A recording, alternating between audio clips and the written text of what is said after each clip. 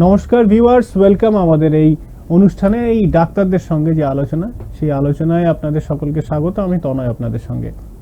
প্রথমেই জানাই আজকে যে আলোচনা হবে সেই আলোচনাটা খুব গভীর আলোচনা এবং এটা আমাদের মস্তিষ্ক নিয়ে, মানে ব্রেন টিউমার এবং মস্তিষ্কর ভিতরে ব্রেন টিউমার হলে কি হয় এবং কেন হয়, হলে কি করতে হবে, চিকিৎসা পদ্ধতি কি হতে পারে, কারণ এটা খুবই কমপ্লিকেটেড একটা জিনিস। আমাদের মস্তিষ্ক খুব কমপ্লিকেটেড একটা জিনিস। তো সেই কারণে আজকে আমরা চলে এসেছি অনলাইনে হেলথ ওয়ার্ল্ড হসপিটাল আসানসোলের ডক্টর মিলন কুমার সেঞ্জেলিয়ার সঙ্গে কথা বলতে। উনি হচ্ছেন consultant neurosurgeon. Doctor welcome to our show. नमस्कार, मेरा नाम डॉक्टर मिलन कुमार सेंजलिया है। I am practising as a consultant neurosurgeon at the Health World Hospital Asansol. Health World Hospital Asansol में न्यूरोसर्जन के तौर पर मैं अभी काम कर रहा हूँ। डॉक्टर, पहले क्वेश्चन रहेगा, ये जो ब्रेन ट्यूमर है जो कंसिडर्ड होता है कि कैंसर में एकदम डायरेक्टली कैंसर होता है या नहीं, तो ये थोड़ा एक्सप्लेन कीजिएगा कि इसका जो critical difference between the benign and the malignant. मैंने बिनाइन मतलब जैसे सोचते हैं कि इसका नॉन कैंसरस है और मैलिग्नेंट है, इसमें मेजर डिफरेंस क्या होता है सर? हर ब्रेन ट्यूमर कैंसर है कि नहीं, तो ऐसा नहीं है।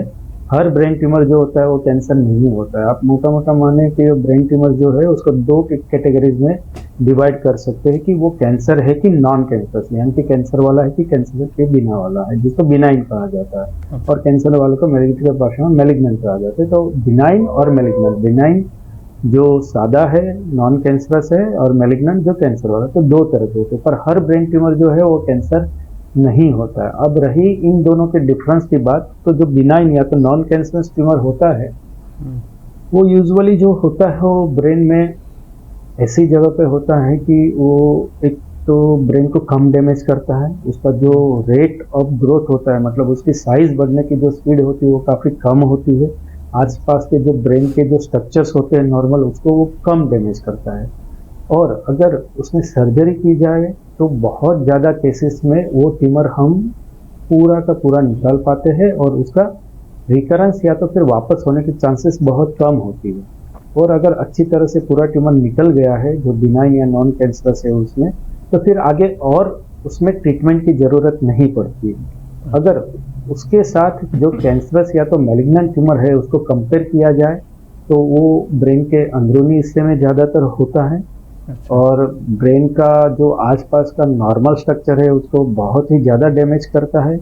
उसका speed of rate of growth, या तो जो स्पीड ऑफ ग्रोथ बोलेंगे कि उसका साइज जो होता है बढ़ने का रेट वो बहुत ज़्यादा होता है। बिनाइन की कंपैरिजन में उसकी साइज बहुत ज़्यादा बढ़ती है।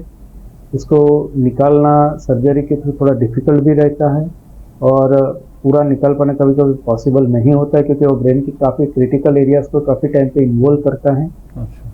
और अच्छी तरह से निकाल भी लिया तो अगर आप जो सादा या बिनाइन ट्यूमर है उसके साथ कंपेयर करेंगे तो उसके मुकाबले उसमें रिकरेंस या तो फिर से वही गठन होने का या ट्यूमर होने का चांसेस थोड़ा ज़्यादा रहता है। Okay okay okay sir. तो सर, जैसे बहुत सारे लोगों, जैसे ब्रेन ट्यूमर ये तो दिमाग की बात है यानी सर का, तो यहाँ बहुत सारे लोग जो हेडेक्स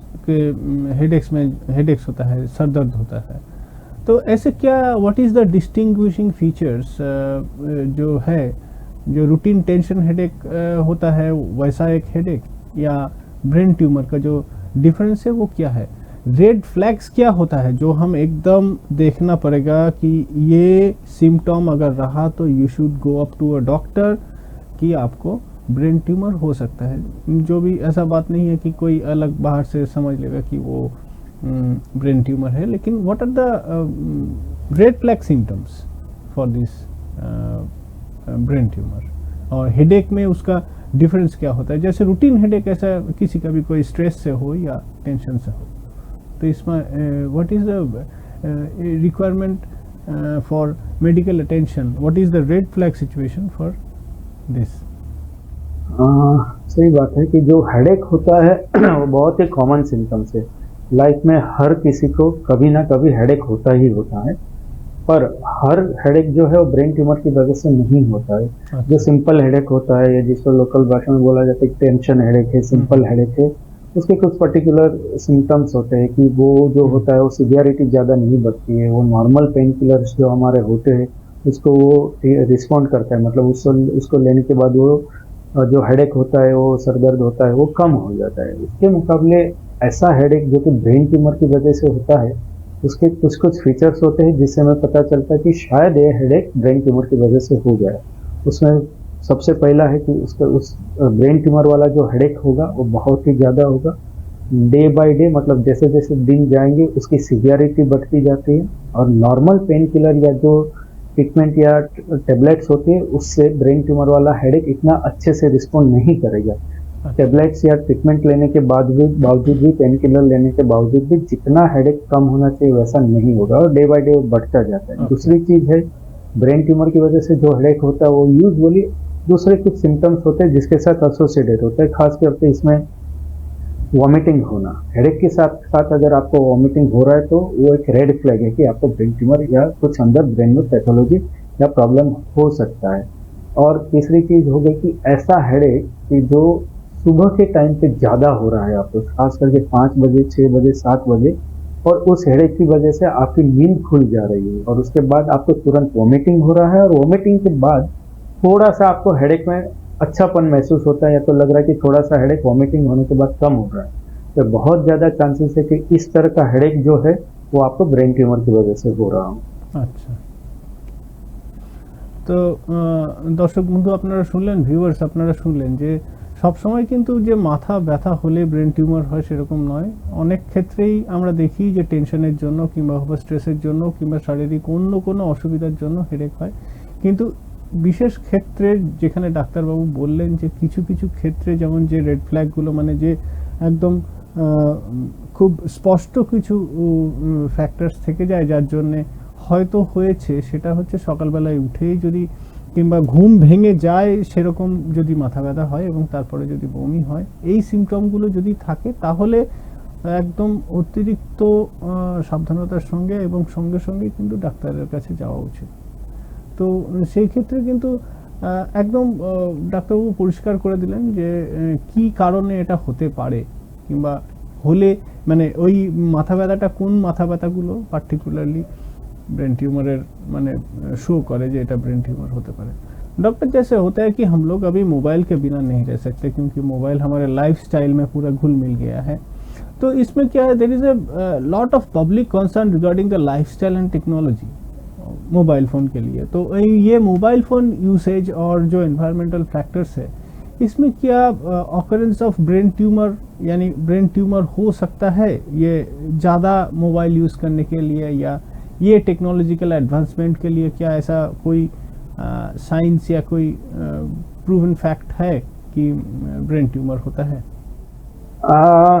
धारणा तो है काफ़ी है, बट अभी तक ऐसा कोई साइंटिफिक कंक्लूसिव रिसर्च नहीं मिला है। मतलब रिसर्च तो काफ़ी चल रहा है, बट साइंटिफिक ऐसा कोई डेटा या ऐसा कंक्लूसिव एविडेंस नहीं मिला है कि मोबाइल फ़ोन के यूज़ करने की वजह से या तो और किसी फैक्टर की वजह से ब्रेन ट्यूमर हो रहा हो। ब्रेन ट्यूमर होने का ज़्यादातर जो रीजंस है वो जेनेटिकल है, या तो फिर कुछ कुछ वायरल इन्फेक्शन बोल सकते हैं आप, पर ऐसा कोई क्लियर कट एविडेंस नहीं है कि मोबाइल ज़्यादा यूज़ करने की वजह से ब्रेन ट्यूमर हो रहा है। तो एक मिथ है, लेकिन इस फील्ड में अभी भी और फ्यूचर में रिसर्च चल रहा है। हो सकता है आगे जाके कुछ और भी पता चले, पर एज ऑफ नाउ अभी जो एविडेंस है उस हिसाब से और कोई इतना खतरे वाली बात नहीं है। ঠিক, जैसे তাহলে দর্শক বন্ধু ভিউয়ার্স আপনারা সবাই শুনলেন যে এখনো পর্যন্ত কিন্তু এটা প্রুভ নয় যে মোবাইল বেশি ইউজ করলে ব্রেন টিউমার হয়, কারণ আমরা অনেক ক্ষেত্রেই অনেক জায়গাতে দেখি যে বলছে যে ব্রেনের খুব কাছে যেহেতু আমরা মোবাইলটাকে ইউজ করি সেই কারণে হয়তো ব্রেন টিউমার হয়েছে। বাট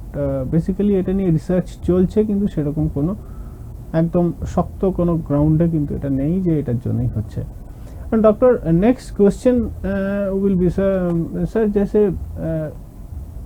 ब्रेन ट्यूमर हुआ है तो इज सर्जरी, ये सर्जरी और सर्जिकल जो इंटरवेंशन है ये क्या एकदम ओनली ऑप्शन है? नॉन सर्जिकल कोई ट्रीटमेंट जैसे रेडिएशन थेरेपी, केमोथेरेपी, इसमें रिकवरी प्लान नहीं किया जा सकता है ब्रेन ट्यूमर में? आप क्या बताएंगे कि only option is only the surgical option, या इसमें नॉन सर्जिकल ऑप्शन या नॉन एग्रेसिव जो ट्रीटमेंट होता है वो कर सकते हैं, जैसे रेडिएशन, केमोथेरेपी, ऐसे कुछ? एक बात तो सही है कि ज़्यादातर जो ब्रेन ट्यूमर है, आप बोल सकते हैं 90% से ज़्यादा उसमें सर्जरी ही फर्स्ट रोल होती है, क्योंकि बिना सर्जरी से ब्रेन ट्यूमर को हटा पाना बहुत मुश्किल होता है। रही बात और चीज़ें की रेडिएशन थेरापी, कीमोथेरापी कैसे फिट हो सकती है, तो जैसे हमने डिस्कस किया कि ब्रेन ट्यूमर दो तरह के होते हैं, एक हो गया बिनाइन नॉन कैंसर और एक कैंसर वाला मैलिग्नेंट। तो अगर आपने जो बिनाइन वैरायटी का ट्यूमर पूरा का पूरा अच्छी तरह से सर्जरी के बाद निकाल दिया तो उसमें आगे ट्रीटमेंट की जरूरत नहीं होती। लेकिन कैंसर का जो ट्यूमर है उसको आपने निकाल लिया है, उसके बावजूद भी उसमें रिकरेंस होने का चांस हो सकता है। तो डिपेंड करता है उसके स्टेज के हिसाब से उनको रेडिएशन थेरापी भी देना पड़े कैंसर वाले ट्यूमर में, या केमोथेरापी भी देना पड़े, या तो दोनों देना पड़े। ये चीज़ें यूजुअली इसलिए दी जाती है कि आपका जो कैंसर का ट्यूमर हमने सर्जरी से जितना हो सकता था सेफली उतना निकाल दिया है, हो सकता है 10% 5% थोड़ा रह गया हो, तो वो उसी ट्यूमर से वापस से बड़ा ट्यूमर ना बने, इसलिए इस तरह की दी जाती है। तो जो ब्रेन ट्यूमर है उसका मेन स्टे ऑफ ट्रीटमेंट या तो मुख्य ट्रीटमेंट जो है वो सर्जरी है। कैंसर की ट्रीटमेंट में या कुछ बिनाइन ट्यूमर्स में अगर ट्यूमर का कुछ हिस्सा रह गया है, वो वापस से रीग्रोथ ना हो या तो कम रीग्रोथ हो, उसके लिए कीमोथेरापी और रेडियोथेरापी दी जाती है। तो एक तरह से देखा जाए तो ब्रेन ट्यूमर की और खास करके कैंसर के ट्यूमर की ट्रीटमेंट जो है वो मल्टीडिसिप्लिनरी मतलब उसमें बहुत सारे लोग इन्वॉल्व होते हैं। न्यूरोसर्जन का रोल है सर्जरी के लिए, रेडिएशन के लिए रेडिएशन ऑन्कोलॉजिस्ट का रोल है, कीमोथेरापी के लिए मेडिकल ऑन्कोलॉजिस्ट है। तो सब लोग साथ मिलकर पेशेंट के लिए जो ट्रीटमेंट बेस्ट हो जिस तरह से वो किया जाता है। तो ये आप सबको पता चल गया कि जो बेस्ट ट्रीटमेंट है वो नॉट स्पेसिफिकली सिर्फ और सिर्फ सर्जरी के साथ भी जो सपोर्टिंग जो प्रोसेसेस है जैसे रेडिएशन, केमोथेरेपी, वो देना पड़ता है। बिनाइन ब्रेन ट्यूमर के लिए, जो ब्रेन ट्यूमर डेंजरस नहीं है, नॉन कैंसरस है, उसके लिए फर्दर सर्जरी करके और ज़्यादा ट्रीटमेंट करने की ज़रूरत नहीं है फ्यूचर में। लेकिन जो मैलिग्नेंट है उनके लिए ज़रूरी है कि आगे जाके उनको ट्रीटमेंट करवाया जा सके, और ये जो सर्जिकल इंटरवेंशन है ये बहुत ज़रूरी है। Sir, next question will be, ये जो एल्डरली पेशेंट्स हैं तो इसमें जो स्पेसिफिक रिस्क होते हैं, कॉम्प्लेक्सिटीज़ होते हैं उनको after diagnosis of the brain tumour in aged person compare to the younger patients में, ये अगर कोई यंगर पेशेंट को ब्रेन ट्यूमर का डिटेक्शन होता है तो ये डिफरेंस क्या होता है यंगर पेशेंट्स और जो जेरिएट्रिक्स या जो एजेड पेशेंट है उनमें after detection of the brain tumour? Younger patient के साथ अगर ओल्ड एज पेशेंट, खास करके 65 अबव एज ग्रुप के पेशेंट को हम कंपेयर करेंगे तो उनको जो सिम्टम्स होते हैं बहुत सटल होते हैं, मतलब बहुत कम होते हैं, तो उनमें ब्रेन ट्यूमर का अंदाजा लगा पाना बहुत मुश्किल होता है। तो उनमें बिहेवियर चेंजेस होना, रूटीन लाइफ से मेमोरी डिस्टर्बेंसेस होना, चलते हुए इम्बैलेंस होना, यूरिन का कंट्रोल चला जाना, किसी एक साइड पे हल्का सा पैरालिसिस होना, सुनाई कम देना, आँख में किसी एक साइड पे कम दिखाई देना, इस तरह के सिम्टम्स आते हैं जो यूजुअली हम मानते हैं कि ओल्ड एज में तो ये चीज़ हो ही सकती है। इसलिए इनमें डायग्नोस जल्दी हो पाना थोड़ा मुश्किल होता है। आपको बहुत ज़्यादा सस्पिशियस होना पड़ेगा कि ये सिम्टम्स है लेकिन फिर भी ट्यूमर हो सकता है, और इसी दिशा में आपको इन्वेस्टिगेशन MRI वगैरह करवाना पड़ेगा, तभी आप उसको डायग्नोस कर पाएंगे। अब रही ट्रीटमेंट की बात यंगर पेशेंट के कंपैरिजन में, तो ट्रीटमेंट करना भी ओल्ड एज पेशेंट में थोड़ा मुश्किल होता है यंगर पेशेंट के मुकाबले, क्योंकि यूजुअली 65 ईयर्स के जो अबव के पेशेंट्स होते हैं उसमें जो अगर मान लो किसी को ट्यूमर तो है, वो तो एक बीमारी है ही है, लेकिन साथ में बहुत सारी बीमारी यूजुअली ओल्ड एज में होती है, खास करके ब्लड प्रेशर, डायबिटीज़ का होना, हार्ट रिलेटेड चीज़ें होना, किसी को एंजियोप्लास्टी ऑलरेडी हो चुकी होती है इस एज में और उस हिसाब से दवाई चल रही है, किडनी रिलेटेड प्रॉब्लम्स होना, ये सब कॉमन बीमारी जो ओल्ड एज की है वो खास करके इन सब में होती है। ऑलरेडी उनका जो फिजिकल रिजर्व होता है, उनका बॉडी का जो कैपेसिटी होता है यंग पेशेंट के हिसाब से काफ़ी कम होता है, तो उनमें सर्जरी करना और आगे ट्रीटमेंट कर पाना यंग पेशेंट के मुकाबले थोड़ा सा मुश्किल है। उनको एनेस्थेसिया वाला पार्ट भी थोड़ा रिस्की हो जाता है, लेकिन फिर भी आजकल जो दवाइयाँ और जो टेक्नोलॉजी वगैरह अवेलेबल है उसमें अच्छा रिजल्ट मिलता ही है और दे ही पाते हैं, लेकिन फिर भी आप दोनों कंपेयर करेंगे तो थोड़ा बहुत प्रॉब्लम तो ये ओल्ड एज पेशेंट में होता ही है। सर जैसे जनरल सक्सेस रेट होता है ब्रेन का जो प्रॉब्लम्स होता है, जो जनरल सक्सेस रेट इसमें ब्रेन ट्यूमर प्रोसीजर्स जो अभी जो चल रहा है, जैसे सर्जरी हो गया, रेडिएशन हो गया, केमोथेरेपी हो गया, इसमें सक्सेस रेट कितना है ये, और modern technology like neuro navigation और जो रोबोटिक असिस्टेंस जो सिस्टम है अभी, ये कितना चांसेस देता है कोई पेशेंट को रिकवरी के लिए? इम्प्रूव्ड जो ये मेडिकल जो प्रोसीजर्स हैं जैसे न्यूरो नेविगेशन सिस्टम और रोबोटिक असिस्टेंस जो है, इसके थ्रू कितना चांसेस है फुल रिकवरी की आफ्टर अ ब्रेन ट्यूमर, आई से फॉर मैलिग्नेंट, इसमें कितना चांसेस होता है सर? पिछले लगभग 25 से 30 सालों में न्यूरो सर्जरी के फील्ड में बहुत ज़्यादा एडवांसमेंट हुआ है। आप बोलेंगे कि 25-30 साल पहले इस तरह की ब्रेन सर्जरीज में, खास करके ब्रेन ट्यूमर की सर्जरी में मोर्टालिटी रेट और कॉम्प्लिकेशंस बहुत ज़्यादा थे, लेकिन आज मोटा सक्सेस रेट आप मान के चले तो 90% से ज़्यादा केसेस है जिसमें अच्छा रिजल्ट मिलता है। जो डिजायर या तो जो एक्सपेक्टेड रिजल्ट होता है उस हिसाब से रिजल्ट मिलता है और पेशेंट अपनी लाइफ अच्छी तरह से जी पाते हैं। अब रही मॉडर्न टेक्नोलॉजी की बात, तो ये सब कुछ जो पॉसिबल हुआ है पिछले 25 से 30 सालों में, वो न्यूरो सर्जरी के फील्ड में जो एडवांसमेंट हुआ है उसी के बदौलत ही ये सब चीज़ें पॉसिबल हुआ है। एडवांसमेंट मानेंगे तो टेक्नोलॉजिकल एडवांसमेंट हो गया, सर्जिकल इंस्ट्रूमेंट में एडवांसमेंट हो गया, माइक्रोस्कोप अच्छी क्वालिटीज के आ गए हैं, एंडोस्कोपिक दूरबीन से भी अब तो ब्रेन की सर्जरीज होने लगी है। एनेस्थेसिया जो बेहोश करने का पार्ट होता है उसमें भी मेडिसिन और मॉनिटरिंग का बहुत सारा एडवांसमेंट हो गया है। सर्जरी के दौरान भी अभी आप चाहे तो सर्जरी के दौरान ही आप सीटी स्कैन ऑपरेशन के दौरान ही करके देख पाते कि ब्रेन के अंदर क्या चल रहा है, कोई ट्यूमर का पार्ट बाकी है या तो कितना ट्यूमर निकल गया है। उस हिसाब से आप सर्जरी के दौरान ही अपना डिसीजन चेंज कर पाते हैं या सर्जरी का पैटर्न चेंज कर पाते हैं। एमआरआई चाहे तो भी आप जो कल टेक्नोलॉजी उस हिसाब से, जिसको इंट्रा ऑपरेटिव एमआरआई बोला जाता है, आप पेशेंट का चलती हुई सर्जरी के साथ भी एमआरआई करके देख पाते हैं कि ब्रेन में क्या चल रहा है। मॉनिटरिंग का अच्छा एडवांसमेंट हो गया है।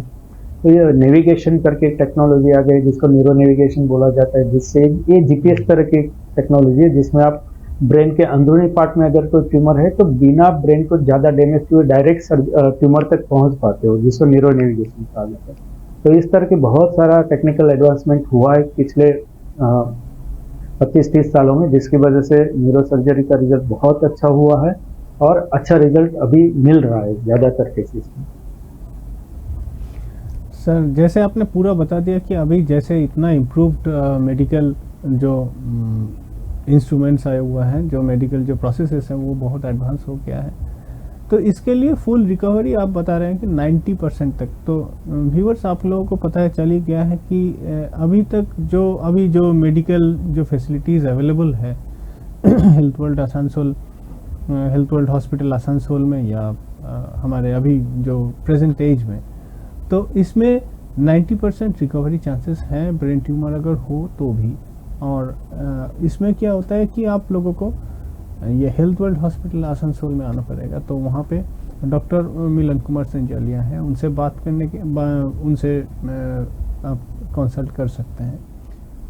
सर ये जो मिसकॉन्सेप्शन होता है ना कि ओल्ड वाइव्स टेल होता है कि about the brain tumours, that as a neurosurgeon आप ये क्लैरिफाई क्या करेंगे कि ये जो ब्रेन ट्यूमर अगर हो जाए तो वो कभी जिंदा नहीं हो सकता या उसका यानी डेथ सेंटेंस जो है वो लिख चुका है, तो ये क्या होता है कि ब्रेन ट्यूमर अगर हुआ भी है तो in most of the cases in such advance जो मेडिकल फैसिलिटीज़ है, इसके ऊपर आप क्या बताना चाहेंगे? What do you like to clarify to the public regarding the misconception about brain tumour sir? ज़्यादातर तो यही है ब्रेन ट्यूमर सर्जरीज को लेके कि भाई एक बार पेशेंट को ब्रेन ट्यूमर डायग्नोस हो गया, फिर वो सिंपल हो या कैंसर का हो, जो भी हो, सर्जरी नहीं करना चाहिए, दवाई से ही मिटाना चाहिए, जो ज़्यादातर केसेस में हो नहीं पाता है। लोग यूजुअली अलग अलग तरह की थेरापी वगैरह ट्राई करते हैं जिसकी वजह से उनका फर्दर ट्रीटमेंट और सर्जरी बहुत डिले होता है और इसी हिसाब से रिजल्ट भी खराब होने का चांसेस होता है। तो एक बहुत बड़ा मीथ है कि सर्जरी से अच्छा रिजल्ट नहीं मिलता है। जैसे हमने डिस्कस किया उस हिसाब से जैसे ही डायग्नोस हो आपको न्यूरोसर्जन को कंसल्ट करना चाहिए, उनसे जानना चाहिए कि लेटेस्ट आजकल मेडिसिन में इसके लिए न्यूरोसर्जरी में क्या ट्रीटमेंट अवेलेबल है और इस हिसाब से ट्रीटमेंट करवाना चाहिए, क्योंकि जो एडवांसमेंट हुआ है उस हिसाब से आजकल न्यूरोसर्जरी में ब्रेन ट्यूमर की न्यूरोसर्जरी में अच्छे से अच्छा रिजल्ट कितना भी डिफिकल्ट केसेस हो तो उसमें मिलता है। तो doctor, thank you for being with us, thank you for giving your time with us for ये जो एकदम बहुत एक डीप एक डिस्कशन हुआ है इसके ऊपर। Thank you for being with us. और आगे भी जाके आपके साथ हम ऑनलाइन में हो या सामना सामने हो, हम और भी कोशिश करेंगे कि आपके साथ और भी सेशंस किया जाए sir. Thank you for being with us. धन्यवाद।